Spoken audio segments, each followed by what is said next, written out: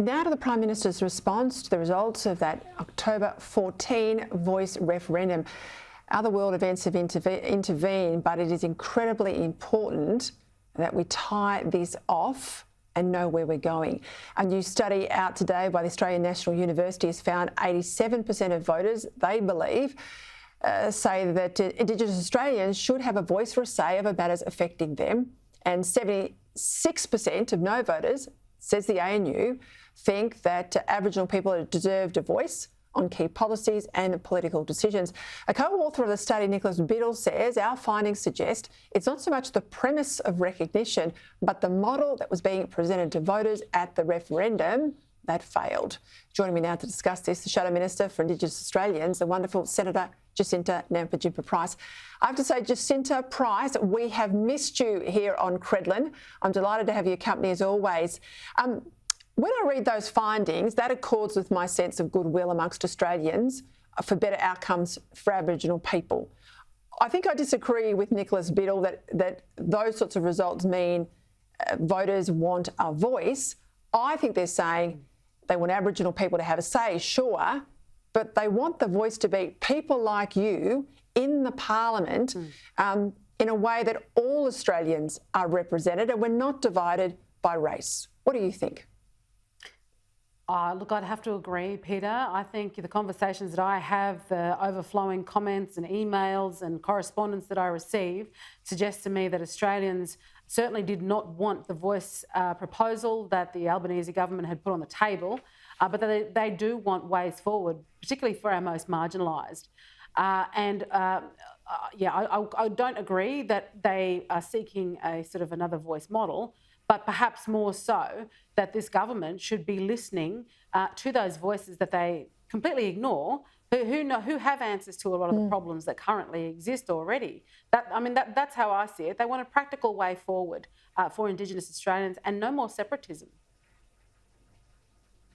What's disappointing is, in that immediate week after the referendum result, the Prime Minister basically dodged any accountability. He wouldn't tell us if the Makarrata Treaty Commission was coming off the table, given the voice result. He dodged and hid behind the fact that Aboriginal leaders were in a period of mourning. And then obviously he was overseas and world events intervened. But surely Australians have got a right to know, is he still pushing on with the treaty? Yeah, look, absolutely. And I think, the states are now showing that they're a bit wobbly on their legs with regard to negotiating treaties, which is fair enough. We shouldn't be negotiating treaties with our own citizens. And I think it's a bit of a dog's breakfast if the Prime Minister decides to move forward with this negotiation process. Again, people want action. They want action now. They don't want in the form of treaties, this idea of truth-telling. We want the truth to be told, basically, with a lot of the issues that our marginalised face. Oh, I'll get to some of those issues in a moment. There's a court case involving young people, but I know you've had a lot to say in the Parliament about land councils. We've seen today the Burnarong Land Council, which is a great part of southern Victoria. It's been placed into administration in September because there's been an investigation of alleged fraud in excess of $150,000 and a whole lot of allegations of mismanagement and corruption. Now, you're going to say to me, I know, this doesn't surprise you, does it? Oh, it doesn't surprise me at all. It's another very adamant reason as to why we need an audit of the structures that currently exist to determine who's actually appropriately dispersing funds or using funds to provide practical outcomes and who's not doing that. The Australian people want to know. Certainly those that miss out are those that these land councils are supposed to serve. They're the ones that miss out when this sort of behaviour is found. And I don't believe that there's enough in terms of deterring this kind of behaviour because we see it repeated over and over again. I think an audit would provide the opportunity to look at the extent of the issue more broadly, but also what measures should be put in place to deter this sort of thing in the future. And look, as was revealed in the whole debate about the voice, you've got almost $40 billion coming out of governments around the country, year in, year out, for Aboriginal people, programs and individual funding. And of course, we know, well, I've been out to your community, Little Sisters and elsewhere, it doesn't hit the ground, does it?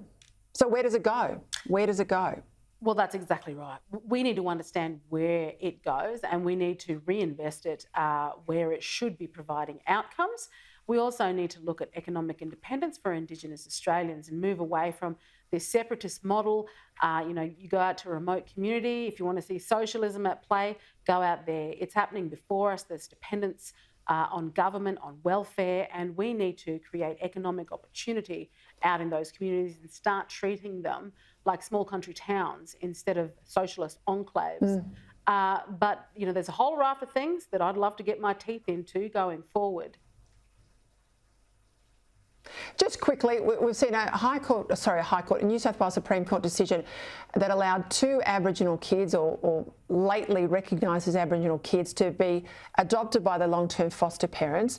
The Aboriginal mother has said, the white fellas won't understand culture. The court said, look, we're quite happy with the situation. We think they will. We also hear today an 18-year-old man has been allowed also to be adopted by his long-term foster parents. Surely, are we turning the tide here, Jacinta? Are we starting to see that it's got to be about what's in the best interest of the child rather than Aboriginal culture? Oh, look, I'm relieved to see these sorts of determinations where the best interest of the child has been put before the ideological notion that their culture and connection to country is more important than upholding their human rights. These children, finally, the 18-year-old has been fighting to be adopted by those that have loved him and cared for him and nurtured him. In terms of the younger children, it was only recently that they found out that there was any Aboriginal ancestry. So, how can you argue that it's a cultural thing? The only people I know that are still connected to traditional culture are those in remote communities in the Northern Territory, Western Australia and other places. But what we need to do is create well-rounded adults who can find out for themselves more about who they are when they are in a stable position as adults who are got great lives, contributing to society effectively, not gone down the path of incarceration or alcohol and substance abuse and addiction because they've been left in dysfunction. I'm glad to see the tables are turning, and this is a great outcome going forward. See, I told you we missed you. I know my audience is cheering. I could hear them cheering right now. Jacinta Price, great to have your company as always.